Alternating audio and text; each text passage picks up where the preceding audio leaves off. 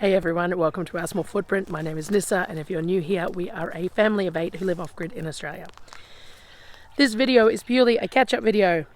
It has been a week since I have put a video out, which is very unlike me, and I'm getting lots of messages and making sure I'm okay, and I've been a bit slack with posting on Facebook and Instagram as well, because if you obvious that I'm still a bit recovering from whatever I had. So obviously it was a form of laryngitis because I completely lost my voice. There was nothing but a squeak for a couple of days there, and it's still not quite 100%.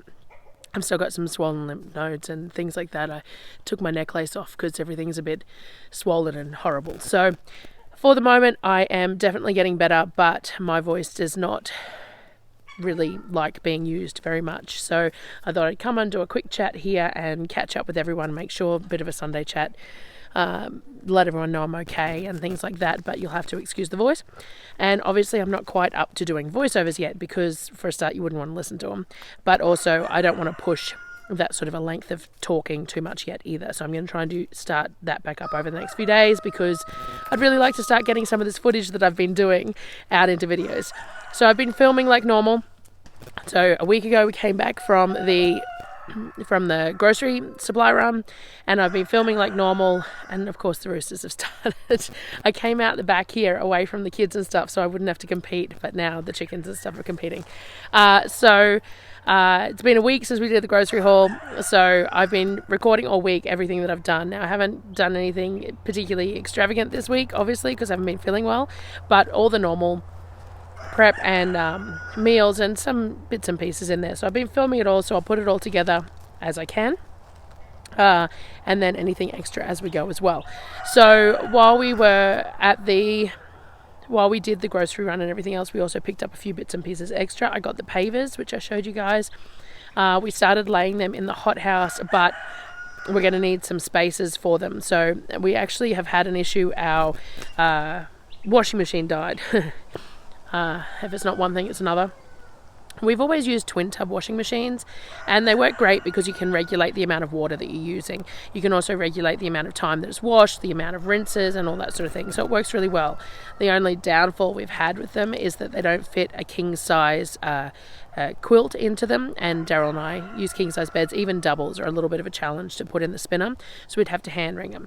Now, as I've mentioned before too, our washing line broke. So we have a Hills Hoist washing line, one of the big middle posts. I'll try and find a photo, put it up here when we put it up. Middle post, prongs around it. The internal post sheared off internally and the whole top fell off. We got a replacement internal post for it, but it turns out that in the process of it shearing, the actual capping of it is damaged as well, so now we need to order another piece as well. So for the moment we're using just lines strung up between posts, which isn't superb for drying washing, and then the spinner on the washing machine has just carked it, which means that we're hand wringing.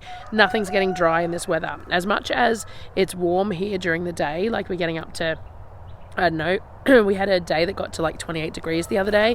As much as it's warm during the day, there's only limited sun that hits the clotheslines throughout the day as well. So there is some hit and miss with getting clothes dried at the moment. And then because it's so cold overnight, we've got dew point, which means that it gets wet if you leave it out after 5 o'clock, and then it's wet if you leave it overnight. Anyway, washing machine broke. This is probably our third twin tub, I think. We try and buy them second hand because you can get them for about $200 second hand. Brand new, they're the same price as a normal washing machine though, but the big thing has been that it was nice to be able to control. We've decided we're going to upgrade to an automatic washing machine. I managed to find funds to do it, so we're getting a front loader, which is economic for water. And I found one that you can set it to a favorite setting, so that I can set it up as a favorite setting so that it won't heat the water, because that was my big thing. All of them have internal heating and we can't afford the power for hot water washers. We need to just do cold water washers, but Darryl and I aren't the ones who do the washing. It's the kids that do. But I found one, it's on sale, and it has the ability to set a favorite setting, and on that favorite setting you can set the temperature and everything. So if I set that up to be the standard wash cycle, and that's the button the kids use, then I feel okay with the fact that they're not going to run hot water washers. If they did, we would manage, the system would handle it, but I wouldn't like to do it on a regular basis. So it does mean that we have the option of having a hot water wash, which is nice for things like tea towels and stuff like that, which I boil on the stove at the moment. But I wouldn't want to run hot water washers just willy-nilly. It would be a bit too much of a draw on our small inverter. So runs about 1500 to 1800 watts, and we only have a 3 kVA inverter that runs all our fridges and everything else. So if things cycled at the wrong time, it could cause issues. So anyway, Darryl's off to Toowoomba today to do that. We also ran out of aviary mesh, so when I walk back around I'll show you, but we've almost finished the big U of the chicken pen, so which is fantastic. It looks great. But we ran out of aviary mesh to finish that last pen off, and we need to finish that last pen off, which is part of getting the roosters sorted and everything that we were going to do, to isolate the roosters from the hens, and then we need to process the rest of the roosters. But we are intending to split the ducks up eventually. We have too many drakes with the hens, and we're going to split them into 2, and we're going to do, the plan is to do some duck ponics for them. So we're going to reticulate their pond to grow them greens for the rest of the animals. Not for us, because duck poo is not great to use for human consumption because of salmonella and all that sort of thing. So we will use the reticulation from their ponds to fertilize greens and that sort of thing that will be fed back to the chickens and the ducks, which will be ideal. We've had it ready to go for a while, but we just haven't got this other pen done, and projects just have, piled up as they do. So I'll show you that on the way back past, but I don't want to walk back past there at the moment because I'll just set the roosters off even more than they already are. And what else were we catching up on? I have ordered the rest of the garden beds, the raised garden beds that we need. So we only had the 2 to start with, put them together, happy with them. So we've ordered the rest. I've been juggling cash flows and stuff for the next 6 months, trying to figure out where and when we can afford to spend what we need to spend for the garden and things like that. So I've been juggling cash flows and making sure that things could go through. We could afford to, because what's the point of purchasing the garden beds if we then can't afford the soil to fill them and things like that. So it's all an ongoing process, but we're getting there. Because I haven't been doing voiceovers and videos and stuff, I have been working a bit more on the website. I finally got sort of a template set up for a recipe, so I've shared that with a whole bunch of people today to get some feedback on it, and then once that's sorted, I will try and add a whole bunch more, and then I'll share it with you within the next sort of video. Maybe give myself a week. Let's give myself a deadline that next Sunday's chat video, I will try and have enough up on the website that I can share the website with you guys and get feedback from you guys on it. So I've only got one recipe up there at the moment because I wanted to sort of set up myself a template so that I can add the rest nice and easy, and they all look similar. So hopefully that will work. I'll get all the feedback and I'll play with it, and hopefully I can get more up and then I can share it with you. The other thing is I've been trying to work on some of my artwork to try and get the mugs and the tote bags and things like that I want to get done so that it will help fund the garden is the plan. So by getting some of this stuff and some digital stuff, I've been asked about my inventory sheets, which I gave some free ones a couple of weeks ago, but I might do them a little bit better and share that. The new planner book that I shared the other day, some people have asked me about that. So the idea is to just get a few bits and pieces together that can, if people are interested, they can buy them, and then that can help fund the garden even further. So more income towards the garden is beneficial until we get it working and right, and then we go from there. That's the hope anyway. So, yes, the garden is on its way. I have to order the soil, and I still have to order the IBCs for the raised beds. Again, as I said, I'm cash flowing. So it's all moving through that process to get that done, and eventually we'll get there. So there is that. I'm going to walk you past the chicken pen. What else? I think that's about it. I've been doing a lot behind the scenes because I haven't been able to do the voiceovers and stuff. So I've been trying to get a lot of admin and art and all that sort of stuff done as much as I can while still feeling crappy. I've still been doing all the food, but not anything fancy because I just haven't felt up to it. I I didn't even cook dinner last night. The kids cooked pesto pasta and Darryl made some ramen for us, and that was dinner last night because I just didn't feel like, I couldn't be bothered eating either. So unless someone made food for me, then I wasn't going to eat. So he did that. And yeah, he's off to Toowoomba today. He also has... we have dentist visits this week, so he's going to end up in Goondiwindi a couple of times for dentist visits with kids. There's a couple of kids one day and a couple of kids another day. So that needs to be done. So which is why he's at Toowoomba. He's headed to Toowoomba on a Sunday afternoon, because we've got other plans throughout the week that are taking him away from the house as well. So yeah, so I'll show off bits and pieces as they happen. Let's walk this way. So we'll walk this way back towards the chicken pen so I can show you how the ewe looks. Hopefully there's no roosters. Grab a stick just in case, because we've got some loose roosters that what we're going to do is we're going to have to catch them of an evening and put them in a pen so that we can process them later. Some of the free range roosters have gotten a little bit aggressive, which is what happens. So the chicken pens, this is the outside of the chicken pen, the very outside edge. They're all talking to us. And then, so this is the last pen here that we've done. So I'll go on around the other side and I'll turn you around and I'll show you how it looks, because it looks really great. I'm really happy with how it's all coming together and working out, and it will just look great. So let me turn you around.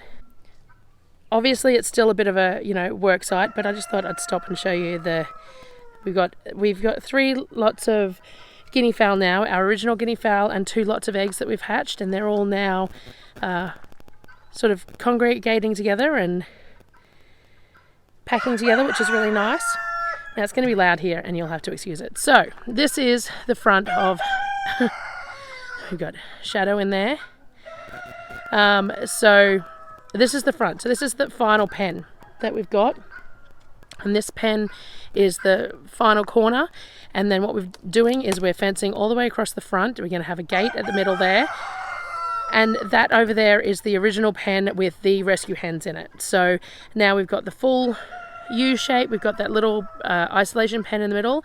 We're replacing all this netting. That pen there needs all the netting replaced with shade cloth like we did with the newer pens, but it's full of the Australorps at the moment, so we haven't had a chance to do anything with it until we have the ability to move the roosters out, which is what we're going to do. So we're going to finish this pen off, move all the roosters that need to be processed into this pen so that we can fix that pen for the hens, remove that front piece of metal that's there so that we can see into the pen from the front as well. It was just a temporary sort of a thing because we ran out of wire at the time.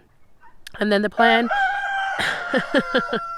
the plan is to have a nice big compost pile in the middle of this chicken area here as well, so that we can just take all the bedding and everything straight out of the pens and put it in the middle. We've got our isolation pen there.